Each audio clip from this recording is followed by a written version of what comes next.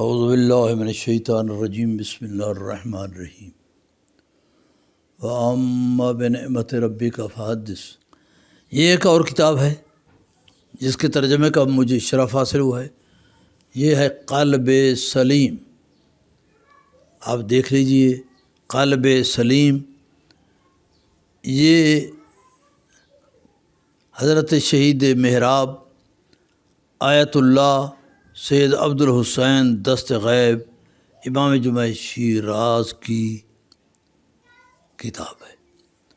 اس میں انہوں نے ایک تو ظاہری گناہ ہیں جیسے جھوٹ بولنا، کم تولنا، بہتان تراشی کرنا، غیبت کرنا، یہ ظاہری گناہ ہے۔ ان عنوانات پر انہوں نے ایک علیحدہ کتاب لکھی تھی جس کے نام ہے گناہان کبیرہ۔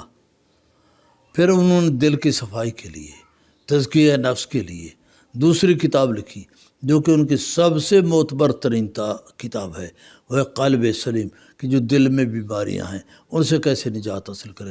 مثلا بغض ہے تو دل میں، حسد ہے تو دل میں، اسی طریقے سے برائیاں جتنی بھی دل میں جنم لیتی ہیں، حضرت دست غیب نے سب پر بحث کی، آیات بھی ساتھ لکھی، استدلال احادیث سے بھی کیا، اور ہر لحاظ سے انہوں نے دل کی تزکیہ کے لیے محنت کی۔